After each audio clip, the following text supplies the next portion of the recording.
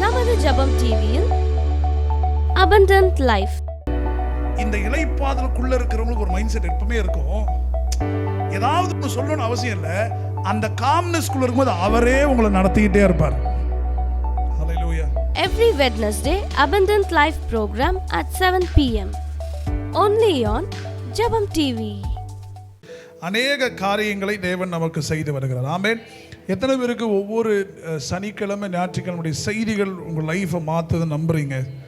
நல்லா கையை உயர்த்தி ஒரு ஆமென். ஹல்லேலூயா. நம்ம தொடர்ச்சியாக இளைப்பாறுதலை குறித்து நாம் தியானித்து கொண்டிருக்கிறோம். அது பல தலைப்புல நம்ம தியானிக்கிறோம். இந்த மாதம் கூட இளைப்பாறுதலிருந்து உயர எழும்புவது எப்படி? ஏசாயா 40:31. இதோ வாசிங்க பார்க்கலாம் சிஸ்டர். கர்த்தருக்கு காத்திருக்கிறவர்களோ புது பலன் அடைந்து ஆமென் எழும்புவார்கள். அவர்கள் ஓடினாலும் இளைப்படையார்கள், நடந்தாலும் சோர்ந்து போகார்கள். ஒரு நல்ல ஒரு ஆமென்.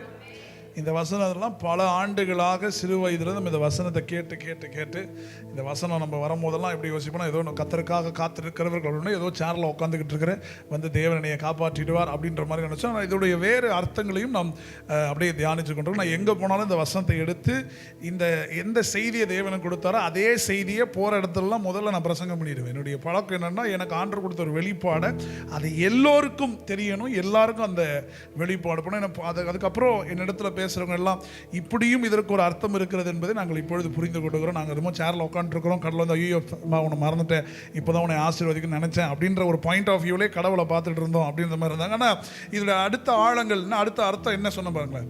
நகமும் சதையும் உள்ள ஒரு உறவு தான் இந்த காத்திருப்புக்கு அர்த்தமாக இருக்கிறது. So those who wait upon the Lord, தேவனுக்கு காத்திருக்கிறவர்களுக்கு புது பலன். புது பலன் என்றால் என்ன? இளைப்பாறுதல். ஆமென். எத்தனை பேர் ரெஸ்ட்டுக்காக ப்ரேயர் பண்ணுறீங்க? உண்மையாக பண்ணுறீங்களா? இளைப்பாறுதலை எங்களுக்கு தாரும் ஆண்டவரே.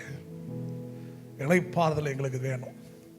இளைப்பாறுதல் இல்லாத ஒரு கிறிஸ்தவ வாழ்க்கை ரொம்ப கஷ்டமான ஒரு வாழ்க்கை. அதாவது வேதம் சொல்லுகிற அசாத்தியங்களை எல்லாம் இளைப்பாறுதலுக்குள்ளே இருந்தால் தான் பார்க்க முடியும். இளைப்பாறுதல் வெளியே இருந்தால் பார்க்க முடியாது. ஏன்னா இளைப்பாறுலேருந்து வெளியே இருக்கிற நம்ம என்ன கேட்போம்னா, அர்ஜென்ட்டான ஆசீர்வாதங்களை கேட்போம்.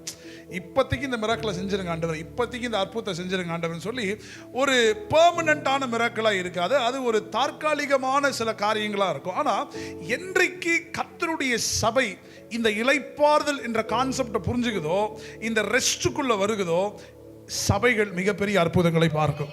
இன்றைக்கும் நான் உங்களுக்காய் என்னுடைய தனிப்பட்ட ஜெபத்தில் நான் தினந்தோறும் ஜெபிக்கிற ஒரு வார்த்தை, எங்களுடைய மக்கள் அந்த இளைப்பாறுதலுக்குள்ளே பிரவேசிக்க வேண்டும். நீங்க ஆசீர்வாதத்துக்குள்ள போறீங்களா அப்படின்றது என் ஜெபம் இல்லை. இளைப்பாறுதலுக்குள்ளே நீங்க பிரவேசிக்கணும். கர்த்தர் உங்களை எப்படி பார்க்கிறார் நீங்க புரிஞ்சுக்கணும். இதையெல்லாம் நம்ம புரிஞ்சுக்கிட்டோம்னா நமக்கான ஆசீர்வாதங்கள் மிகப்பெரியதாக இருக்கும். எத்தனை பேர் நம்புறீங்க அதை? எத்தனை பேர் நம்புறீங்க? உங்களை ஆசீர்வதிக்கிறதுல தேவனுக்கு அவ்வளோ பிரியம். ஸோ நம்ம இதில் வந்து ஸ்பெஷலாக என்னை இப்படி ப்ளஸ் பண்ணுங்க, அப்படி ப்ளஸ் பண்ணுங்கன்னு நம்ம அவருக்கு எந்த ஆர்டரும் போடுறது. நம்ம ஒரே ஒரு ஆர்டர், அவரோட நகமும் சதையுமா எப்படியெல்லாம் ஸ்ட்ராங் ஆகலாம், எப்படியெல்லாம் அவரோட க்ளோஸ் ஆகலாம். இது ஒன்று தான். காலையும் உங்கள் இன்டென்ஷனாக இருக்கணும், மதியமும் இப்படி தான் இருக்கணும். காலையும் மாலையும் வேலையும் கர்த்தரை கருத்துடன் பாடிடுவேன் அப்படின்ற மாதிரி காலை மாலை ஈவினிங் எல்லாமே பாருங்களேன், உங்களுக்கு ஒரே ஒரு எண்ணம் தான் இருக்கணுமா, எப்படி அவரோடு கூட நகமும் சதையும் உள்ள உறவுக்குள்ளே நான் போக முடியும். இது இன்டென்ஷனாக மாறும் பொழுது உங்களுக்கு கொடுக்க வேண்டிய நன்மைகளை தேவன் கொடுத்து உங்களை ஆசீர்வதிப்பதில் எந்த விதமான சந்தேகமும் எனக்கு இல்லை. நல்ல ஒரு ஆமென். ஹல்லேலூயா. சொல்ல பாருங்களா, இளைப்பாறுதல். ஆமென். நான் சொல்ல பாருங்க, இந்த வசனம் சொல்கிறது உயர எழும்புவீர்கள். ஒரே ஆப்ஷன் தான் இருக்குது. ரெஸ்ட்டுக்குள்ளே வந்தவங்களுக்கு ஒரே ஆப்ஷன் தான், நீங்கள் எழும்பி தான் ஆகணும், உயர்ந்து தான் ஆகணும், அற்புதத்துக்குள்ளே நடந்து தான் ஆகணும், ஆச்சரியங்களுக்குள்ளே நடந்து தான் ஆகணும். நல்ல ஒரு ஆமென். ஹல்லேலூயா. ஸோ கொஞ்சம் எழுந்துக்கிறோம் அப்படியே நம்ம எழும்பிடுவோம் அப்படின்ற மாதிரி மூஞ்சை வச்சுக்கோங்க. இந்த காலை வேளையில் டவுட்ஃபுல்லாக ரெஸ்ட்டுக்குள்ளே வந்தவங்களுக்கு என்றைக்குமே சந்தேகம் இருக்காது, டவுட் இருக்காது. ஏன்னா அவங்க இந்த ரெஸ்ட்டுக்குள்ளே இருக்கிற ஒரே பேட்டர்ன் 3 தான் இருக்கும். ஒன்று ஜெபிப்போம், இன்னொன்று விசுவாசிப்போம், இன்னொன்று அவரை ரொம்ப நேசிப்போம். ரெஸ்ட்டுக்குள்ளே இந்த 3 மைண்ட் செட் தான் வேலை செய்யும். ரெஸ்ட்டுக்கு வெளியே இருக்கிறீங்கன்னா ஜெபிப்பீங்க, விசுவாசிப்பீங்க, சர்ச்சுக்கு வருவீங்க, சந்தேகமும் படுவீங்க, ப்ரெஷராகவும் இருப்பீங்க, அப்ரெஷனும் வரும், டிப்ரெஷனும் வரும். இந்த 5-6 கலவையை சேர்ந்து இருக்கிற மைண்ட் செட் எதுனா இளைப்பாறுதலுக்கு வெளியே இருக்கிற மைண்ட் செட். அல்லேலூயா, ஆமென். புரிஞ்சிருச்சா? ஓரளவுக்கு புரிஞ்சிருச்சா? நமக்கு சொல்லி சொல்லி ஒன்று வளர்த்துட்டாங்க கிறிஸ்துவ சமுதாயத்தில். நீ மண்டையை போட்டாதான் இளைப்பாறுதல், மேலே போய் கர்த்தர் உனக்கு கொடுக்க போறாரு. அதனால தான் கிறிஸ்தவர்கள்லாம் இந்த மண்டையை போடுறதுக்குன்னே யோசிச்சுட்டு இருக்கிறாங்க. சீக்கிரமாக செத்துடலாம், சீக்கிரமாக செத்து. ஒரு 80 வயசுக்கு அப்புறம் யோசிச்சா பரவாயில்ல, இப்போலாம் 40 யோசிக்கிறாங்க. இன்னும் அதுக்கு கீழே போனோன்னா இந்த வாலிப பசங்களாம் ஒன்று எக்ஸாமில் ஃபெயில் ஆனால் செத்துணும்னு யோசிக்கிறான், லவ் ஃபெயிலியர்னா செத்துடணும்னு யோசிக்கிறான். ஏன்னான்னு கேட்டால், இல்லை மேலே போயாவது நிம்மதியாக இருப்பேன். ஏன் அவர் நிம்மதியை கெடுக்கிறதுக்கா? இல்லை அன்சக்ஸஸ்ஃபுல்லான சில லைஃப் ப்ரோக்ரஷன்ஸ் இருக்கும் பொழுது வாழ்கிறத விட செத்து போயிட்டா நிம்மதியாக இருக்கும் அப்படின்ற ஒரு மைண்ட் செட்டுக்கு வரும். ஆனால் நீங்கள் செத்த பிறகு தான் தெரியும் இது ஒழுங்காக வாழ்ந்துருக்கலாம் போலன்னு தெரியும். ஏன்னா நீங்கள் செத்த பிறகு ஆண்டவருக்கும் பிரயோஜனம் இல்லை, உங்களுக்கும் பிரயோஜனம் இல்லை, யாருக்கும் பிரயோஜனம் இல்லை. அதனால் இந்த மதம் நமக்கு சொல்லி கொடுத்த ஒரு காரியம், மண்டையை போட்டால் இளைப்பாறுதல் கிடைச்சிரும். ஆனால் அது போய் வாழ்கிற உயிரோடு இருக்கிற நாட்கள் பூமியில் நீ இளைப்பாதலை பெற்றுக்கொள்ளனா, மேலே போய் இளைப்பாதலை பெற்று நீங்கள் யார் கூட சந்தோஷமாக இருக்க போகிறீங்க? இல்லை நான் ஆண்டவரோட சந்தோஷமாக இருக்க போகிறேன். ஆண்டவர் கொடுத்த கிருபையோடு நீ சந்தோஷமாக இல்லைன்னா ஆண்டவரை எப்படி என்ஜாய் பண்ணுவீங்க? நான் சொல்ல எதை போய் புரிஞ்சுக்கிறீங்க? ஆண்டவர் கொடுத்த நன்மையை என்ஜாய் பண்ண முடியாத ஒரு லைஃபு, ஆண்டவர் கொடுத்த கிருபை, ஃபேவர், தயவு, இதை என்ஜாய் பண்ண முடியாத ஒரு லைஃபு, இதெல்லாம் என்ஜாய் பண்ணாதான் அவர் என்ஜாய் பண்ண முடியும். ஆமென். சத்தமோ ஆமென். உங்களுக்கு புரியுதுங்களா? அவர் காட்டின அன்பை என்ஜாய் பண்ண முடியாதவங்க அவரை என்ஜாய் பண்ண முடியாது. அவர் காட்டின இரக்கத்தை என்ஜாய் பண்ண முடியாதவங்க மேலே போய் அவர் கையை பிடிச்சி லா லா லான்னு சுத்த முடியாது. அங்கே போய் தான் ஆண்டவர் இன்னும் வெறுப்பேற்றுவீங்க. இன்னும் ஆண்டவர் இதை முதலே சொல்லக்கூடாதான்? இதை தானே நான் 1000 முறை உனக்கு சொன்னேன். இளைப்பாதல பூமிக்குள்ளே நீ பிரவேசித்துக்கோ, இளைப்பாதலுடைய சிந்தனைக்குள்ளே வந்துரு அப்படின்றத. ஸோ இன்றைக்கி நம்ம புரிந்து கொள்ள வேண்டும், இந்த திருச்சபை இளைப்பாதலுக்கு நேராய் நாம் ஜெபிக்க வேண்டும். நல்ல ஒரு ஆமென். நல்லா புரிஞ்சுக்கணும். இயற்கைக்கு அப்பாற்பட்ட விஷயங்களும், இயற்கைக்கு அப்பாற்பட்ட அற்புதங்களும், இதெல்லாம் இளைப்பாறுதலை, இதெல்லாம் நீங்க பார்த்துட்டீங்க அப்படின்றதுனால நீங்க இளைப்பாறுதலுக்குள்ள இருக்கிறீங்கன்றது அர்த்தம் கிடையாது. நல்லா புரிஞ்சுக்கலாமா? நீங்க இயற்கைக்கு அப்பாற்பட்ட அற்புதங்களை பார்த்ததுனால, இயற்கைக்கு அப்பாற்பட்ட சில மிரக்கிள்ஸ்லாம் பாஸ்டர் எங்க லைஃப்ல நடந்திருக்கு, அதனால நாங்க இந்த இளைப்பாறுதலை பார்த்துருக்கோம் அப்படின்னா அதுக்கான அர்த்தம் அப்படி கிடையாது. இளைப்பாறுதல் என்பது உங்க விசுவாசத்துல இளைப்பாறுதலை நீங்க என்னைக்கு அனுபவிக்கிறீங்களோ அதுதான் நிஜமான இளைப்பாறுதல். அதை புரிஞ்சுக்கிறீங்களா? அதாவது உங்க சிம்டம்ஸ் பார்த்தீங்கன்னா வாய்ப்பே இல்லை, ராஜா தான். உங்கள் நடைமுறை இப்போ நாளைக்கு திங்கக்கிழமையிலேருந்து பாருங்கள், அந்த லாஸ்ட் வீக்குள்ளே வந்துட்டீங்க. இப்போ அடுத்த ஃபர்ஸ்ட் வீக்கு நீங்கள் பிளான் பண்ணணும். என்ன பிளான் பண்ணணும்? எல்லா பணமும் வரும், இஎம்ஐலாம் கட்டணும் இப்படின்ற ஒரு ப்ரெஷர் இருக்குது பார்த்தீங்களா? இந்த நடைமுறையெல்லாம் சுற்றி நடக்கும் பொழுதும் உங்கள் ஃபெய்த் சிஸ்டமில் நீங்கள் காமாக இருக்கிறீங்கன்னா அதுதான் ரெஸ்ட். நல்ல ஒரு ஆமென். நான் சில அற்புதங்களை பார்த்துட்டேன் அதனால் நான் இளைப்பாறுதலுக்குள்ளே இருக்கிறேன்றது அர்த்தம் கிடையாது. Super natural miracle are miracle is not rest. The real rest when you are in faith. louder amen. So இன்னைக்கு எத்தனை பேர் நம்புறீங்க உங்க விசுவாசத்துக்குள்ள கர்த்தர் சில இளைப்பாறுதலை உங்களுக்கு கொடுக்க போகிறார்? ஹல்லேலூயா, ஹல்லேலூயா. அதாவது இளைப்பாறுதல் உங்களுக்கு நார்மல் லைஃப் ஆயிருச்சுன்னு வச்சுக்கோங்களேன். தேவனுடைய கிரியைகள் வரணுன்றதுல ரொம்ப டென்ஷனா இருக்க மாட்டீங்க. இப்போ எப்படின்னா, சில பேர் ஆண்டருடைய அசைவை அனுபவிக்கணும் அப்படின்னு வச்சுக்கோங்களேன். இப்போ ஒரு ஸ்பெஷல் மீட்டிங் நடக்குது, இல்லை உங்கள் லைஃப்பில் ஒரு பெரிய பிரேக் த்ரூ வரணும் அப்படின்னா டென்ஷனாக ஒரு வாரம் பயங்கர ஃபாஸ்டிங்காக இருப்பாங்க. பார்த்துருக்கீங்களா? ஃப்ரெண்ட்ஸ்னா ஆண்டவர் ஒரு வாரம் பயங்கர ஃபாஸ்டிங் இருக்குது, தப்பு இல்லை. அதுக்காக நான் ஃபாஸ்டிங் இருக்க மாட்டேன்னு நினைக்காதீங்க. அதாவது இப்போ எனக்கு ஒரு மீட்டிங், இப்போ நம்ம சர்ச்சில் வந்து ஒரு ஆனிவர்சரி வருது, என்னை எப்போயும் பார்த்தீங்கன்னா இந்த லண்டன் டேஸ் தான் நான் ஃபாஸ்டிங் இருக்க மாட்டேன். அதனால் நீங்கள் இருக்கக்கூடாதுன்னு சொல்ல மாட்டேன், நீங்கள் ஃபாஸ்டிங் இருப்பது நல்லது. இல்லை இந்த இயர் எண்டு வரும்போது பயங்கரமாக ஃபாஸ்டிங் இருக்கணும் அப்படின்ற கான்செப்ட், இயர் துவக்கத்துக்கு ஃபாஸ்டிங் இருக்கிற கான்செப்ட், இந்த மாதிரி இயர் எண்டு இயர் துவக்கம் நடுவில் அப்படின்றத நான் ரொம்ப நம்ப மாட்டேன். நான் எப்படி நம்புவேன்னா, ஃபாஸ்டிங் இருப்பேன். நான் ஃபாஸ்டிங் இருந்தால் தான் தேவன் வந்து லுங்கி இப்படி வந்துட்டு வந்து இறங்கி நீ ஃபாஸ்டிங் இருந்துட்ட, ஒரு வாரம் வந்து உன் வயிறை பட்னி போட்டுட்ட, அது திக்குன்னு எரிஞ்சுது, அதனால் நான் என்ன பண்ணேன்னா, நீ பிரியாணி ஒதுக்குனதுனால இப்போ இறங்கி வந்து உனக்கு அற்புதம் செய்ய போகிறேன் அப்படின்னு ஒரு விசுவாசம் இருக்குது பார்த்தீங்களா? அதுதான் கிடையாது. நான் சொல்ல புரிஞ்சுக்கிறீங்களா? தேவனை வர வைக்கிறதுக்கு நான் பண்ணுற ஒரு பர்ஃபார்மன்ஸ் இருக்குது பாருங்க. ஆண்டவரே ஒரு வாரம், ஸோ நம்ம ஆவியில் நம்ம ஒரு வாரம் ஃபாஸ்டிங்ன்றோம், அப்படி அந்த ஒரு வாரம் இறங்கின உடனே எப்படி இருக்க போகுது, கூட தேவத்தூர்லாம் இறங்கி வந்து ராஜா வருகிற அப்படின்னு இதெல்லாம் நம்ம கற்பனையில் யோசிச்சுக்கிட்டே இருப்போம். ஆனால் ஆண்டவர் எவ்வளோ சிம்பிளாக இருக்கிறாருன்னா, நீ ஏதோ ஒரு சீசன் மட்டும் ஃபாஸ்டிங் இருந்துட்டு மற்ற சீசன்லாம் என்னை மறந்துடுற.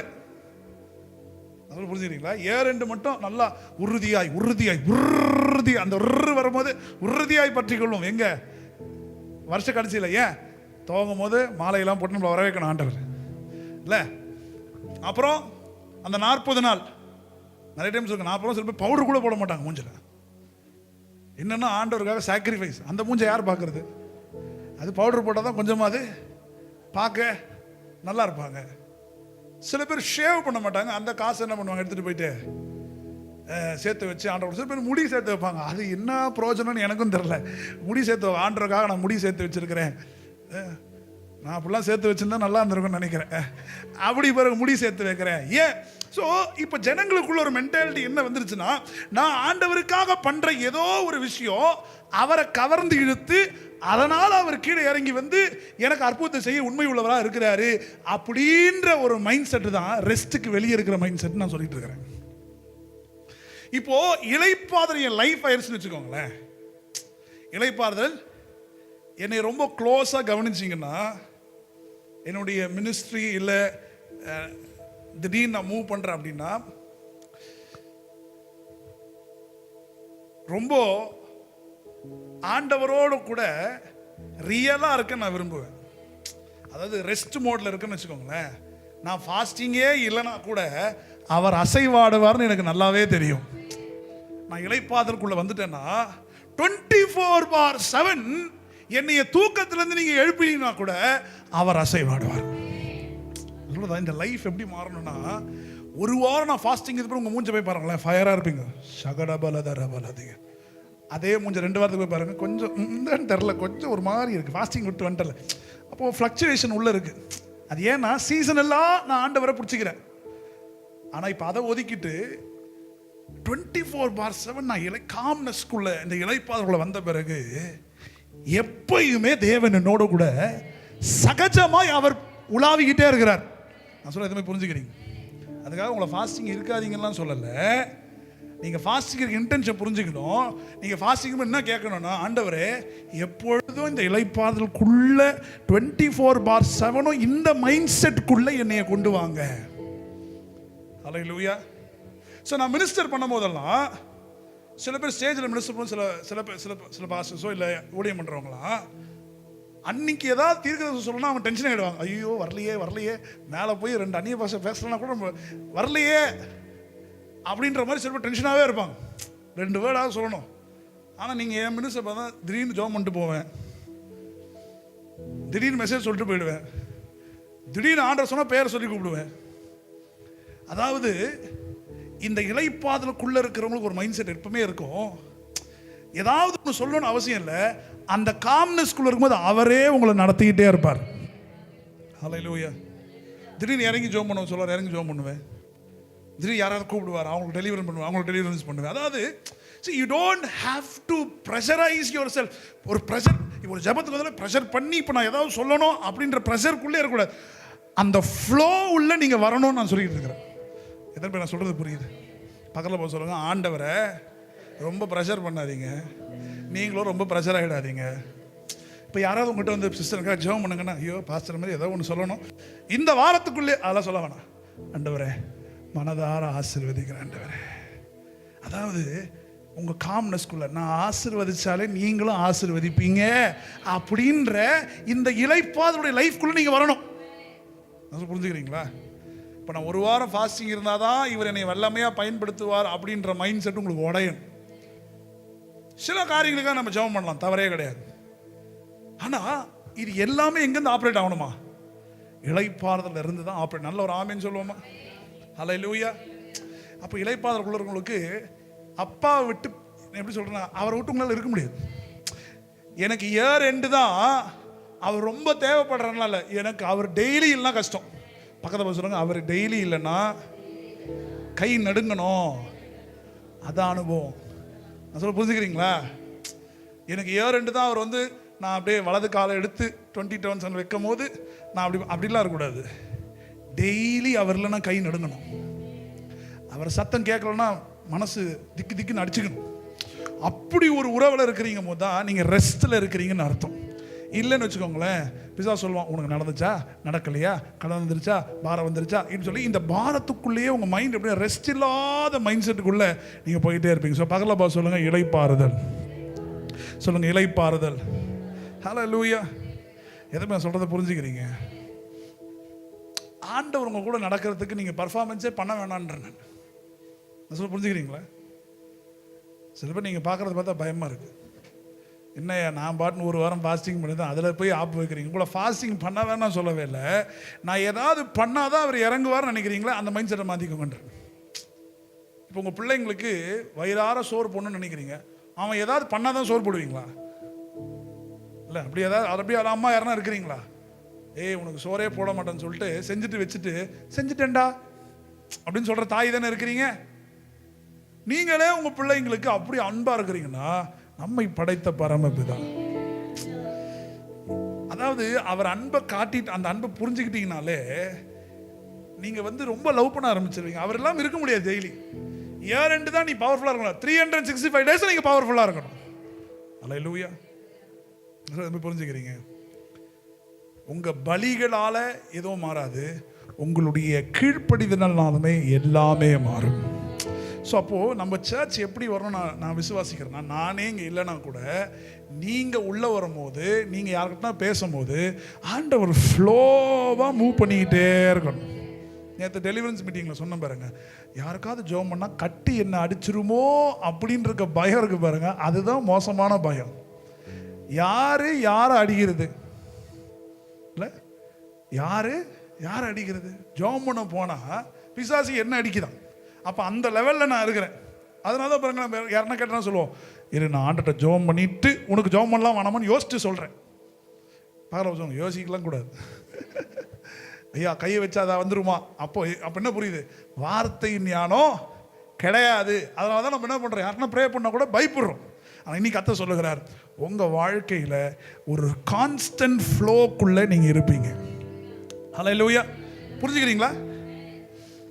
ஆண்டவரை கவர் பண்ணுறதுக்கு எந்த பர்ஃபார்மன்ஸும் தேவையில்லை. ஒன்றே ஒன்று தேவை, இளைப்பாறுதலின் மனநிலைமை. ஆமென்.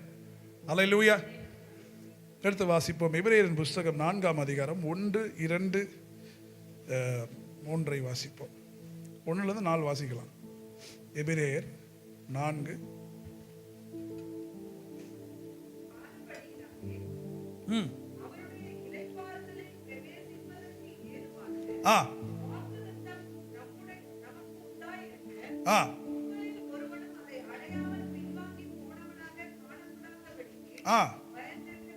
ஓ நல்ல ஒரு ஆமேன். இங்க பாருங்களேன், இது வரைக்கும் ஆண்டவருடைய நியூ டெஸ்ட்மெண்ட்ல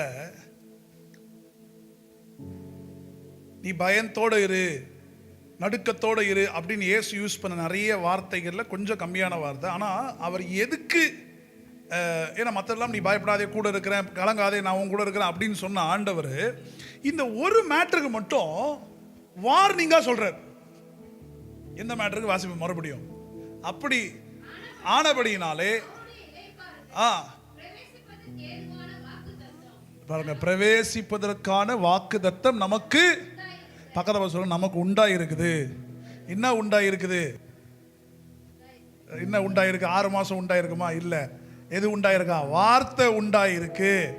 உங்களில் ஒருவனும் அதை அடையாமல் பக்கத்துல சொல்லுங்க, இளைப்பாறுதல்ல இல்லாம இருந்தீங்கன்னா பயந்து இருங்க. இது ஒண்ணுக்கு தான் ஆண்டவர் வான் பண்றாரு. எங்க வான் பண்றேம்மா, நீ எதை ஃபாலோ பண்றோ இல்லையோ, இளைப்பாதலுக்குள்ள நீ இருக்கிறதுக்கு கொஞ்சம் ஜாக்கிரதையா இருந்துக்க. ஏன்னா இளைப்பாதலுக்கு வெளியே வந்துட்டீங்கன்னா உன்னை உலகம் தூக்கிடும், உலகத்தின் பயம் தூக்கிடும். என்னெல்லாம் சொல்லும், நீ ஒரு வேலை இல்லாத வேலை வெட்டியில உனக்கு நடக்காது, உன் மூஞ்ச பார்த்தா சகிக்காது. இது கூட விசுவாசம் ஆராதனை அதுவும் இருக்கு, எல்லாம் கலவையா இருக்கு. அதனால தான் பாருங்களேன், நம்மளால ஒரு கட்டத்துக்கு மேல வாக்குத்தத்தத்தில் ஃபங்க்ஷனே ஆக முடியல, ஒரு மாதிரி ஸ்டக் ஆயிடுறோம், ஸ்பிரிச்சுவாலிட்டியே ஸ்டக் ஆயிடுது. ஏன் தெரியுங்களா நீங்க ஸ்டக் ஆகிறீங்க? நீங்க இளைப்பாதலுக்குள்ள இல்லாததுனால கத்த சொல்றார், நீ பயந்திருக்க வேண்டும். ஆமென். பக்கத்தை சொல்லுங்க, கொஞ்சம் ஜாக்கிரதையா இருங்க. ஆமென். அப்போ கொஞ்சம் யோசிச்சு பாருங்க, இப்போ நம்ம இளைப்பாதல மைண்ட் செட்டுக்கு இருக்கிறோமா இல்லையா? இளைப்பாத மைண்ட் செட்டில் இல்லைன்னா எவனையும் மன்னிக்க முடியாது. இளைப்பாத ரெஸ்ட்டுக்குள்ள நீங்க இல்லாம நீங்க வாயிலே வட தான் சொன்னோம், சத்துருவை மன்னிச்சிட்டேன். அவங்க முன்னால ஜிங்கு நின்ன உடனே, ஏய் நீ தானே அது பேசிக்கினே இருந்தியே, எனக்கு தெரியும் உன்னைய பத்தி. ஆனா யாரெல்லாம் ரெஸ்ட் மோட்ல இருக்கிறாங்களோ அவங்க ஆண்டவருடைய ஃப்ளோல கான்ஸ்டன்டா இருந்துகிட்டே இருக்கிறாங்க. எனக்கு தெரிஞ்சு அந்த அந்த ரிலாக்ஸ் மோட்ல இருக்கிறவங்களுக்கு ரொம்ப ஃபாஸ்டிங்லாம் தேவையில்லை, அந்த ஃப்ளோலே இருப்பாங்க, ப்ரெசன்ஸ்லேயே ட்ராவல் பண்ண முடியும். தூக்கத்தை தட்டி எழுப்பினா கூட நீங்கள் அவருடைய வார்த்தையை சொல்ல ஆரம்பிச்சிருவீங்க. ஃபாஸ்டிங் இருக்கிறதுக்கு ரொம்ப விருப்பப்படுவீங்க, தனித்திருப்பதுக்கு ரொம்ப விருப்பப்படுவீங்க. அங்கே போய் ஆண்டவரே என் வீட்டில் இதெல்லாம் செய்யும் அதெல்லாம் சொல்ல மாட்டீங்க. ஏன்னா ரிலாக்ஸ் மோட்ல இருக்கும்போது நீங்கள் வேணும் நீங்கள் வேணும் அப்படின்னு சொல்லி லவ் லெட்டராக எழுத ஆரம்பிச்சு. ஆமீன். எத்தனை பேருக்கு ஆண்டவருக்கு லவ் லெட்டர் எழுதணும் ஆசையாக இருக்குது? உங்கள் ப்ரேயர் ஒரு லவ் லெட்டராக மாறட்டும். இப்போ கொஞ்சம் யோசிச்சு பாருங்க, எத்தனை தடவை கதவை சாத்திக்கிட்டு உண்மை நேசிக்கிறேன் நீங்கள் மட்டும் போதும் நீங்கள் ஜோம் பண்ணி எத்தனை நாள் ஆகுது? இல்லை எத்தனை வாட்டி கட்டப்பை எடுத்துன்னு ரூம் போனீங்க, ஆண்டவரே இத்தனை லிஸ்ட் என் பக்கெட்டில் இருக்கு ஆண்டவரே, எப்படியாவது என்னையும் என் பிள்ளைகளையும் நீர் காப்பாற்ற வேண்டுமே ஆண்டு சொல்ல. அதெல்லாம் எனக்கு தெரியும். முதல்ல நீ நானும் வா, அன்பில் இணைந்திருப்போம், அன்பில் கலந்திருப்போம். அந்த ரிலாக்ஸ் மோட், அந்த காம் மோடுக்கு வரும்பொழுது தான் நானும் யோசிச்சு பார்த்தேன், என்னதான் இயேசுவின் நாமத்தை பல டோன்ல சொன்னாலும் வேலை ஆக மாட்டேங்குது. இயேசுவின் நாமத்தில் எனக்கு ஆண்டு சொல்ல, நீ ஏன்னு என்னதான் கத்தினாலும் உள்ள கண்டென்ட் இல்லாத வரைக்கும் பிசாசு நான் கேட்குறானா நீ யாருன்னு கேட்குறான். அதனால புரிஞ்சுக்கிறீங்க, ஆண்டவரை ஈர்க்க எந்த பர்ஃபார்மன்ஸும் நமக்கு தேவை கிடையாது. எனக்கு ஆசை, நம்ம சர்ச்சில் இருக்கு, நீங்கள் எங்கே போனாலும் ஒருத்தவங்க வீட்டுக்கு போய் சும்மா ஜோம் பண்ணியிருப்பீங்க, அவங்க வீடு மாறிடணும். அங்கே போய் நீங்கள் ஏதாவது வார்த்தை சொல்லணும் அப்படிலாம் நீங்கள் ரொம்ப உங்களை டென்ஷன் படுத்திக்காதீங்க. வந்தா சொல்லுங்க, வரலையா காட் பிளஸ் யூன்னு சொல்லுங்க, ஒன்றும் பிரச்சனை தப்பே இல்லை. நல்ல ஒரு ஆமென், ஹல்லேலூயா. நான் அதை எப்பவுமே ஃபாலோ பண்ணுவேன். ஆண்டவர் என்னை எப்படி லீட் பண்ணுறாரோ அந்த லீடிங்கில் தான் போவேன். எல்லாருக்கும் ஒரு வேர்டை சொல்லணும்னு எனக்கு அவசியம், எனக்கு ப்ரெஷர் கிடையாது. I don't pressurise my self because I am com. ஆண்டவருடைய சமூகத்தில் அந்த ஃப்ளோலேயே இருக்க நான் விரும்புவேன். ஒரு ஆமென் சொல்லாமா? ஹல்லேலூயா. ரெண்டாவது வாசிங்க சிஸ்டர். பயந்திருக்க கடவோம்.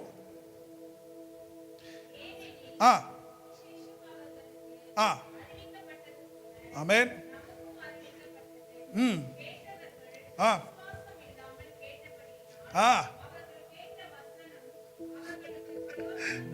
ஹல்லேலூயா. புரிஞ்சவங்க பிஸ்தா. ஏனெனில் சுவிசேஷம் அவர்களுக்கு அறிவிக்கப்பட்டது போல நமக்கும் எல்லாருக்கும் சுவிசேஷம் அறிவிக்கப்பட்டது. ஆனா கேட்டவர்கள் விசுவாசம் இல்லாமல், எதை விசுவாசம் இல்லாம கேட்டாங்களா? இளைப்பாறுதல்ன்ற விஷயத்தை விசுவாசம் இல்லாம கேட்டதுனால கேட்ட வசனம் அவர்களுக்கு, பக்கத்தில் மூஞ்ச கொஞ்சம் உத்து பாருங்க, பாஸ்டர் இவ்வளோ நாளாக பிரசங்கிக்கிறாரு, எத்தனை பேருக்கு அந்த வார்த்தை உள்ள போய் மிக்சி மாதிரி போய் புதினா சட்னி மாதிரி உள்ள வேலை செய்தா? அப்போ எல்லாருக்கும் சுவிசேஷம் அறிவிக்கப்பட்டுருச்சு, எல்லாரும் வசதி கேட்குறாங்க. ஆனால் கேட்குறவங்க அதை எப்படி கேட்கணுமா? சில பேர் ஆண்டவனை உயர்த்து வரும்போது அவங்க எங்கேயோ சிந்தனையில் இருப்பாங்க, கறி கடை வர லேட்டாகுது, இந்த ஆள் வர இப்போ தான் 10:40 ஆகுது, எப்போ முடிச்சு தனிப்பட்ட ஜபத்தை செஞ்சு அப்படின்ற மாதிரி நம்ம இருக்கக்கூடாது பாருங்க.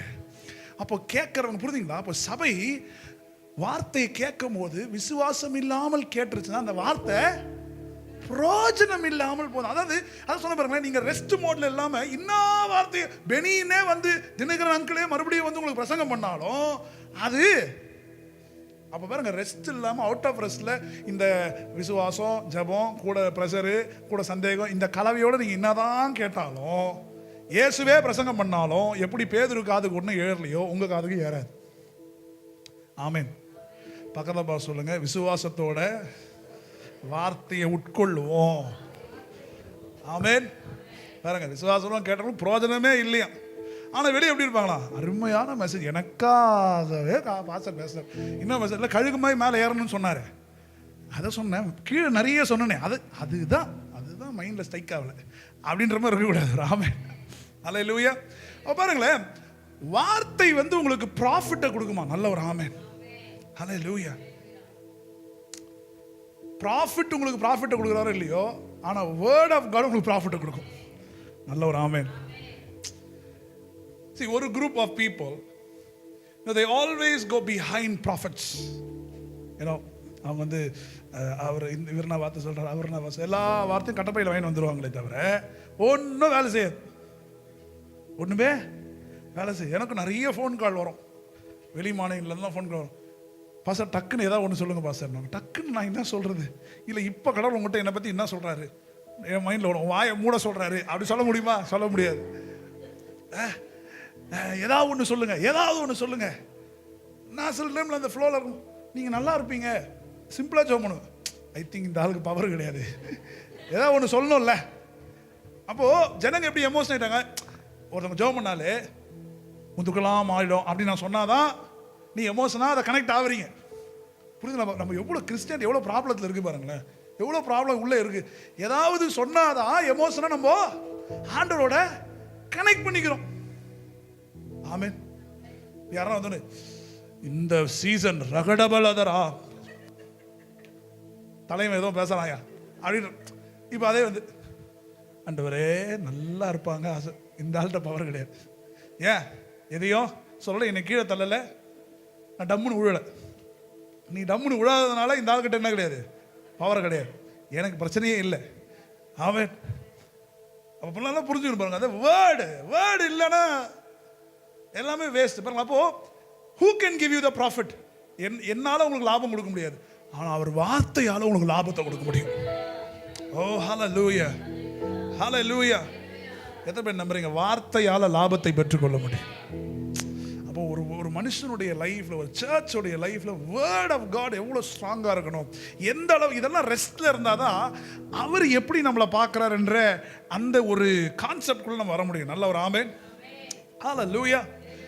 வாசிங்களே, ஆதியாகமம் புதிய ஏற்பாட்டில் தேடுங்க, 2ஆம் அதிகாரம், 2ஆம் அதிகாரத்தில் ஓகே 1-3 வாசிங்க.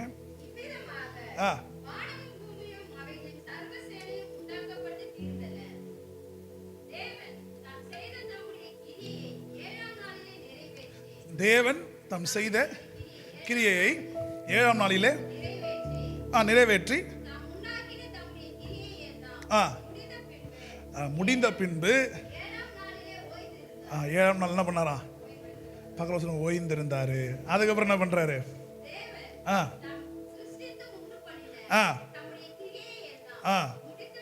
முடித்த பின்பு ஓய்ந்திருந்தபடியினால் ஆமேன்னு சொல்லுங்க பார்க்கலாம். அதாவது இந்த பெயிண்ட் அடிக்கிறவங்களாம் பார்த்துருக்கீங்களா? நீங்கள் பார்த்துருக்கீங்களா? இந்த பெயிண்ட் பண்ணுறவங்க, சமையல், நல்லா சமையல் சூப்பராக. இப்போ இது ரொம்ப நான் பிக்சரைஸ் பண்ணி பார்க்குறேன். தேவன் தாம் செய்த தம்முடைய கிரியையை 7ஆம் நாளிலே நிறைவேற்றி, இந்த காதில் ஒரு ப்ரஷ்ஷை சொல்லிட்டு ஒரு பெயிண்ட் இருக்காங்க, நிறைவேற்றி தம் உண்டாக்கின தம்முடைய கிரியைகள் எல்லாம் முடித்த பின்பு, அதாவது வந்து நான் எப்படி இமேஜின் பண்ணுறேன்னா, அந்த பெயிண்ட் எல்லாம் பண்ணி முடிச்சுட்டு அந்த அவர் வந்து உத்து இப்படி பார்ப்பார் அந்த பெயிண்டிங்கை. இதுக்கு மேலே ஒரே ஒரு பிஞ்சு எக்ஸ்ட்ரா வரைஞ்சா கூட அது வந்து இதுக்கு மேலே இதுக்கு தேவையில்லை, இது கரெக்டாக இருக்கு அப்படின்ற ஒரு மைண்ட் செட்டுக்கு பிறகு இப்போ ஆண்டவர் அப்படி தான் பார்க்குறாரு. எல்லா கிரியையும் வானமும் எல்லாம் படித்து முடிச்சுட்டு அப்படி கொஞ்சம் எல்லாம் ஓகே. இப்போ எப்படி நீங்கள் சிக்கன் சமைச்சிட்டு இப்படி பார்ப்பீங்க, அப்படி பார்ப்பீங்க, இப்படி வச்சு அப்படின்னு டேஸ்ட் பண்ணி, இதுக்கு மேலே ஒரு பிஞ்சு உப்பு போட்டாலும் என்ன ஆகிடும்? இதுக்கு மேலே இதை எதையும் பண்ண, இது பர்ஃபெக்டாக இருக்கு அப்படின்னு ஒரு லுக்